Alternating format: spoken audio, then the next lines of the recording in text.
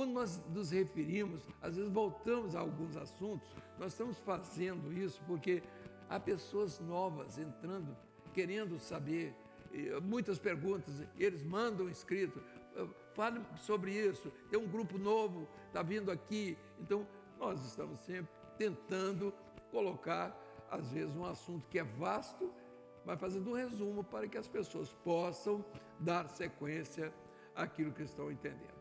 O que é fato e o que é simples e que nos interessa, na verdade, é aquilo que é a sequência profética. Uma coisa é você pregar sobre determinados assuntos. Eu posso pegar sobre o livro de Cantares de Salomão. Eu estava há pouco tempo dizendo ali. Então, você pega um versículo ali, e eu sempre uso até esse versículo porque as pessoas ficam, alguns até escandalizados, né? Quando você lê o texto e fica meio difícil você explicar, né?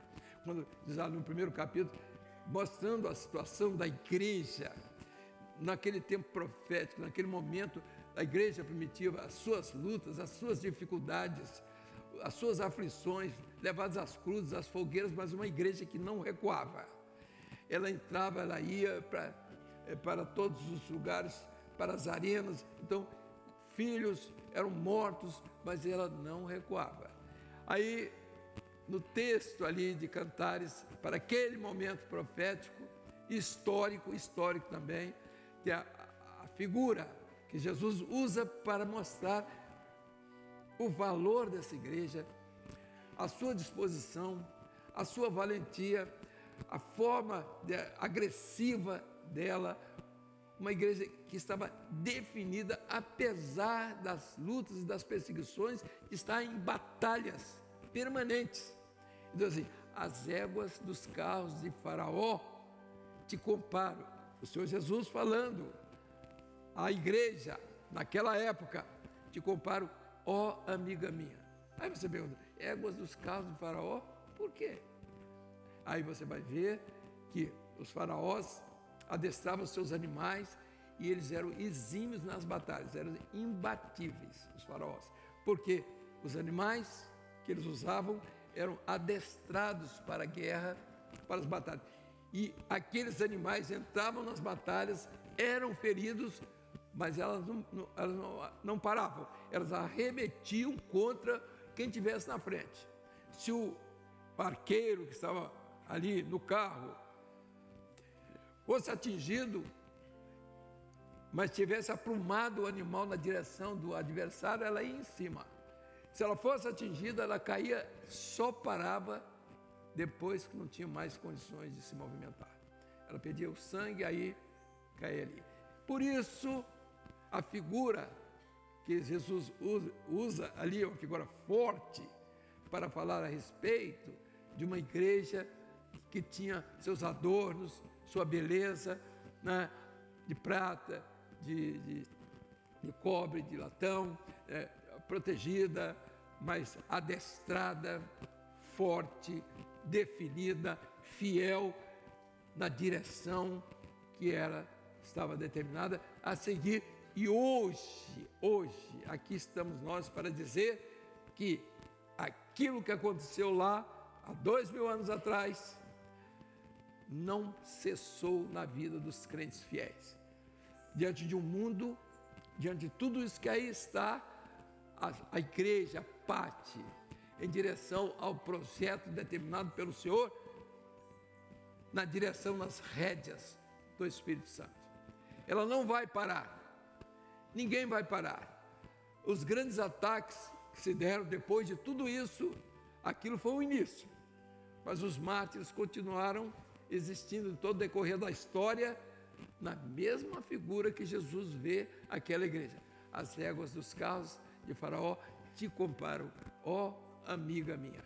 Então ele acha, ele sabe que a igreja é com quem ele pode contar, é só com a igreja, que é a noiva, é só ela, que é o seu corpo. Ele não tem outra forma de agir, a não ser pela igreja, que aqui está dirigida e orientada pelo Espírito Santo.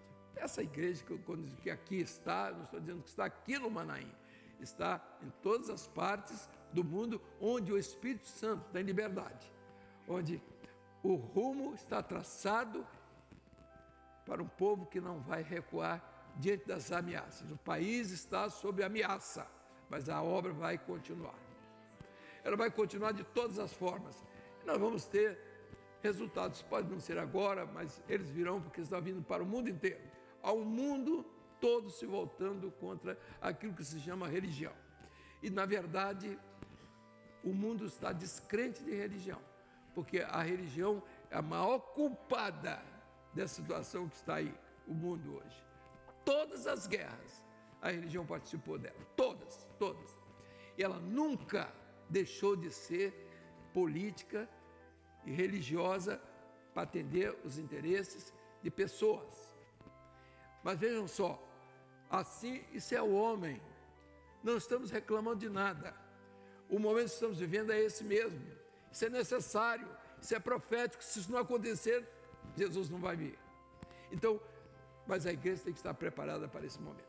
Então vejam só aquilo que nós estamos vendo no livro de Cantares. Então, no primeiro capítulo, os irmãos já viram todas as ocorrências que falam, dizem respeito ao momento profético da igreja quando se estabelece no mundo. As suas lutas, suas dificuldades, seus anseios, suas reclamações até, né?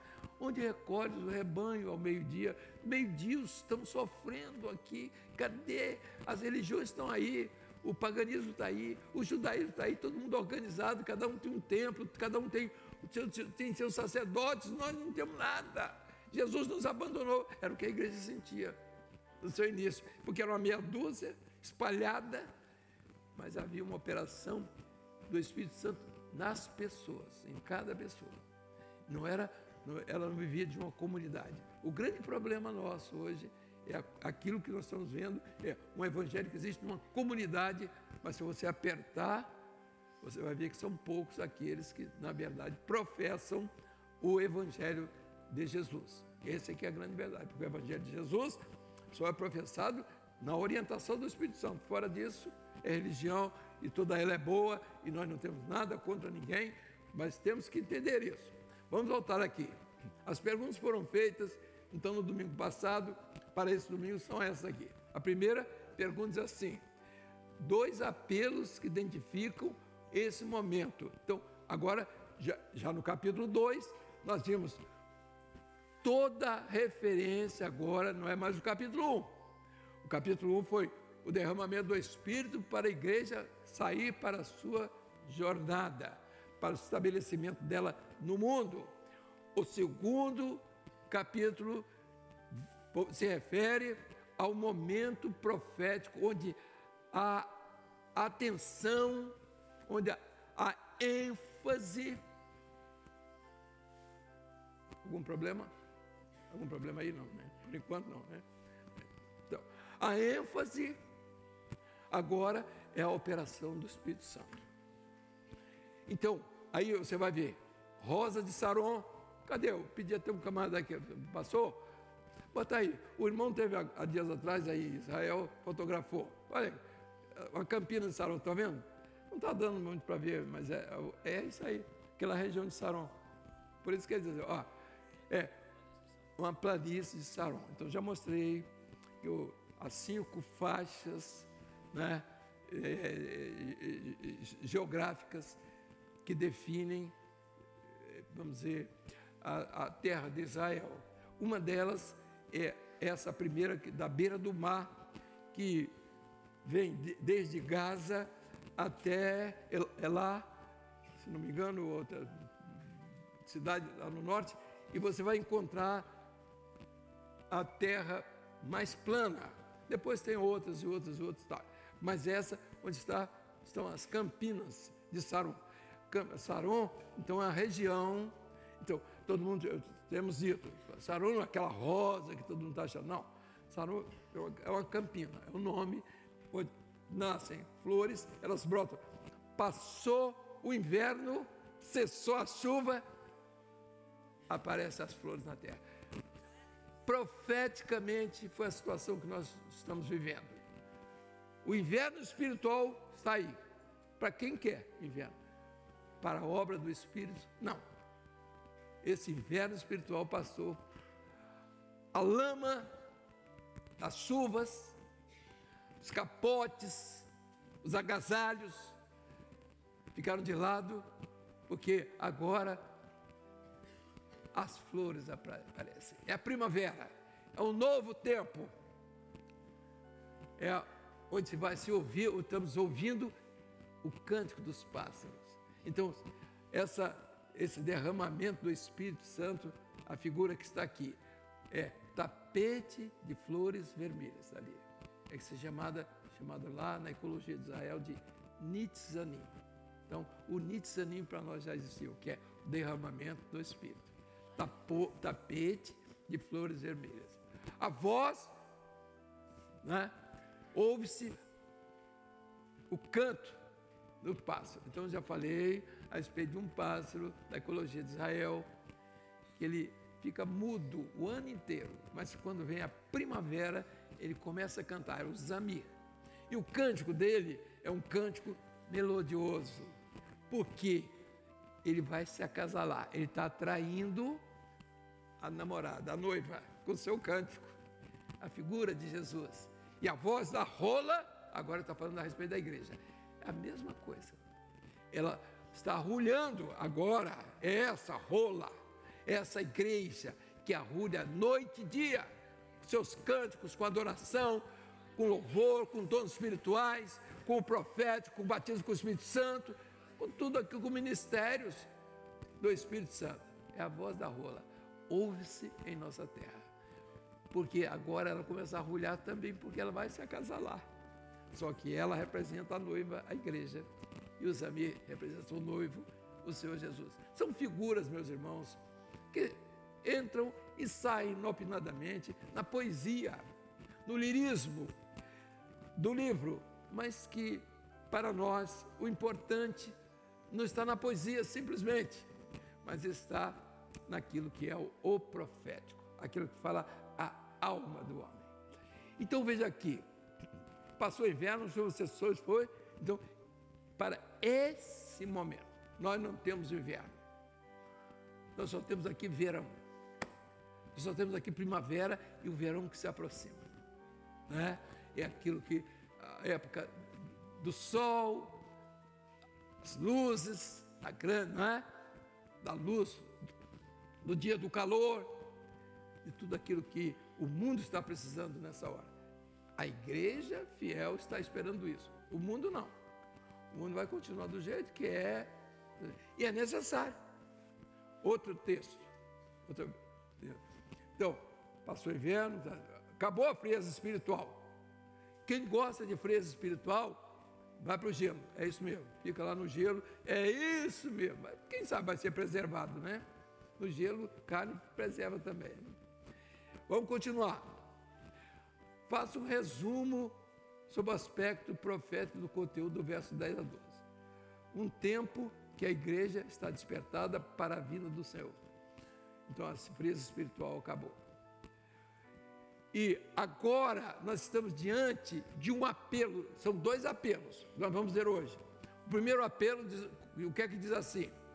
O meu amado Jesus, a igreja está sabendo, está ouvindo a voz dele, é o que estamos vivendo, não é o que está acontecendo lá há 3.000 anos, é o que está acontecendo agora aqui, que é o profético, que é o que importa para nós. O que é que ele está dizendo? Qual é a palavra? Qual é o verbo? Levantar. As virgens loucas estavam lá. As que se levantaram com suas candeias acesas. As que estavam dormindo iam continuar, isso mesmo, no escuro. Então está tudo certo. Mas há uma noiva que está sendo preparada. E ela está pronta, porque ela sabe que o noivo está às portas. Então diz assim, o apelo dele é, levanta-te. Aí ele usa as expressões de estima, de amor, de respeito. Ele não está obrigando a ninguém. Diz, levanta-te, querida minha, amiga minha. É aí que ele tem aqui. Formosa minha, formosa, sabe o que é? é beleza de forma. Então, beleza de forma é o seguinte, daqui, me dá esse microfone aqui. Ó, fulano, a cabeça do fulano parece um microfone. Para ser microfone, tá bonito. O microfone parece até um sorvete. Tem gente que fica até... Eu, às vezes, fico orando um pouco, mas não engoli o sorvete. Veja aqui. Mas para ser gente não dá certo. Você não tem beleza de forma. Você tem cabeça de microfone. Né? O outro diz, não, tem orelha enorme de coelho. Não, para ser coelho, a orelha está certa. Mas quando passa do limite, não tem ninguém aqui com isso, evidentemente. Tem um com um pouquinho mais, um pouquinho menos, como é o meu caso. E de outros aí.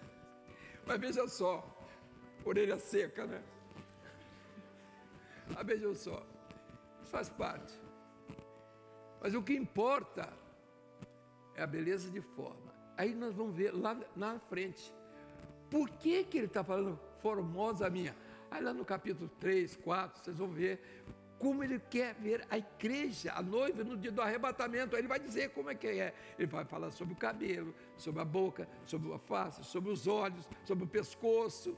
Entendeu? Lá na frente. Essa é a igreja que ele quer ver no dia do arrebatamento. É como um noivo quer ver a sua igreja, sua noiva, no dia do casamento. Ela vem toda enfeitada, tampa do olho pintada, aquela coisa toda. Então ela vem toda bonitinha, não é isso? Para enganar. Então, só que a igreja, não é bem assim, mas só que a igreja não precisa disso. A beleza dela é o Senhor quem dá, e a beleza não é aquilo que ela acha que tem, é aquilo que o noivo quer que ela tenha. Só que vai preso se falar isso. Mas estamos aqui, pode dizer que ninguém é feio, todo mundo é bonito, é isso mesmo. E nesse caso estou eu aí. Voltando então ao caso, levanta-te, passa o inverno, se sua chuva, aparecem as flores na terra. Agora já é o segundo período. A terceira, né, já é o segundo chamado. Um tempo, a igreja é despertada para a vida do Senhor Jesus. São 2 apelos dele, nesse momento profético. Quando você fala momento profético, foi hoje, ontem, amanhã. Nós estamos falando um tempo. Numa geração, a geração destes acontecimentos. O sol se escurecerá e virá depois, né, a lua e tal. Peste, fome, é desses acontecimentos. Reino contra reino, o amor se esfriará, é desse reino, desse tempo. Então, é um tempo profético que estamos vivendo. Um tempo profético não se marca por datas. Elas existem dentro de certas datas. No entanto, elas não obedecem ao cronos, relógio. Elas obedecem às ocorrências determinadas pelo Senhor para cada época, porque Ele quer que o crente, a igreja, esteja ciente do momento que ela está vivendo, das profecias que Ele entregou. Estão acontecendo, estão ocorrendo? Estão. Pronto, você já sabe disso, é problema seu, entendeu? Se as ocorrências estão aí, você está vendo e não está levando em conta, estou dizendo vocês não, são os irmãos aqui, está todo mundo aí para o céu, com exceção dos 95%. Mas a verdade é essa. Estamos diante de uma grande realidade. E o Senhor quer ver uma igreja pronta, preparada. Todo mundo diz, a igreja precisa se preparar. Não, a igreja não precisa se preparar, não. A igreja já está preparada. Se você for chamado amanhã, você tem que estar preparado. Certo? Eu vou fazer uma pergunta aqui agora. Ninguém vai precisar responder. Quantos estão preparados? Vai levantar a mão. Não precisa levantar a mão para não mentir. E eu vou ficar aqui, ó. Uma igreja americana, o pastor estava vendo que não tinha ninguém para vir o culto. E o negócio estava ficando difícil. Ele chamou o elder lá, o presbítero, sei lá, chamou o grupo. Ó, vamos fazer uma visita ao povo e eu tenho uma mensagem para o próximo domingo. Aí, vamos convidar, vamos dizer que é uma palavra final. Eu preciso, esse povo não pode continuar assim. Aí foi lá para a mensagem do dia, estava a igreja toda. A igreja gosta muito de ceia, né? Ele devia ter feito isso, ou então falar sobre a família. A turma gosta disso. Então, a exploração hoje é ceia e família. Todo mês tem uma ceia de 15 em 15 dias, todo mundo, para ver se traz o camarão, porque eles gostam de comer aquele pedacinho de pão, um pouquinho de carne, de coisa, de suco de uva. Então, mas veja só. Aí, a igreja estava cheia, aí foi a pregação dele. Se Jesus vier hoje, quantos vão subir? Ninguém. Aí lá pelas tantas, disse, não, vier daqui a 3 meses. Aí quem se levantou, mas um corajoso, levantou a mão, aí o outro olhou e disse, se aquele vai, eu também vou. Aí todo mundo ia, todo mundo levantou a mão, porque 3 meses dava tempo de fazer tudo, que era molecagem ainda, e depois ir para o céu. Bom, aí foi baixando uma semana, diminui um pouco, mas sempre tinha o corajoso no meio, né? Aí daqui a pouco estava todo mundo. Aí diz assim, se Jesus aí vier hoje, não. E se vier agora? Aí o diácono tocou lá uma corneta. Aí foi um desespero dentro da igreja. Todo mundo correndo. E ficou um cidadão lá, com dificuldade de enxergar, já meio idoso, não pôde correr. Aí o pastor não tinha outra coisa, somente, meu irmão, você, o fiel. Esse pastor, a bem da verdade, quer dizer assim, eu não pude sair porque carregaram meu óculos. Ele ficou com medo de cair. Foi o único que ficou. Meus irmãos, é isso aí. Toque de corneta é uma coisa, toque de trombeta é outra coisa. Então, nessa hora, eu vou parar aqui. Porque tem muita coisa, Josias. Você botou um monte de perguntas, está todo mundo reclamando. Não, tinha 8. Bom, veja aqui. Qual é o meu tempo, rapaz? Vai. Quanto tempo eu tenho? 1 minuto? 2? 5? Estou como eu quero. Veja o quê? Onde está o segundo apelo do noivo?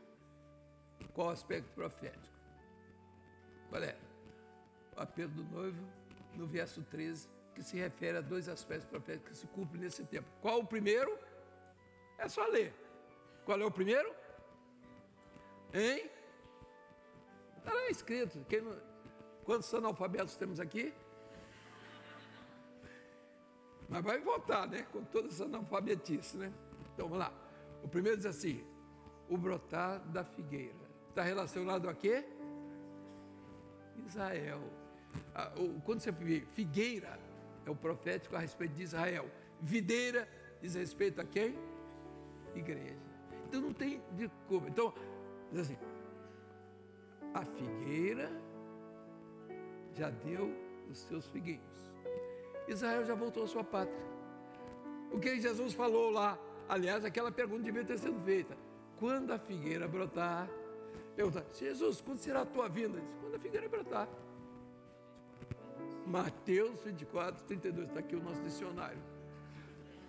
E é mesmo, é ele Brasil, somos presbiteriano, ele sabe, eu conheço bem. E também Luiz Eugênio, que é batista também. Mas vejam só, a figueira já deu os seus figuinhos. Então, Israel já voltou à sua pátria. Você está esperando o que mais? Esperando o que? Então, esse é um grande sinal. O mundo sabe disso. Nós estamos sabendo disso. Se ele foi para... Se está brigando com A, com B, com C, isso não é problema nosso. Mas o profeta está se cumprindo. Se cumpriu já. Israel já voltou. Quando foi? Que ano foi? 1948, ele se estabeleceu como o Estado de Israel. De 48 para cá, então ele vem, né, se organizando como nação, como Estado, como país, agregando os seus, né, esperando o desfecho final que vai ser lá. Todas essas brigas que vocês estão vendo aí, é tudo para lá, para Jerusalém, para Israel. Aí você vê, atrás de quê? Muro, construções velhas, antigas, mas ali tem as promessas do Senhor. estabeleceu o milênio. Aquele que vem, ele virá e vai se assentar no trono. Por isso quer dizer, no trono de Davi. Vocês estão entendendo? O trono de Davi é que Jesus vai se assentar lá para governar o mundo de lá, dali. E é por isso toda a batalha para destruir o que for possível e desestabilizar, porque quem sustenta ali é aquele povo lá. Ninguém se preocupa com isso. Não estamos a favor de política de Estado, geográfica, histórica, cada um defende o seu. Ninguém, eu vou lá para defender. Não vai não. Você se defenda aqui, para ir para o céu. O resto você deixa lá por conta deles, que a função lá deles, dos israelitas, dos judeus, é briga com o árabe, não temos nada com isso. Aqui não existe isso.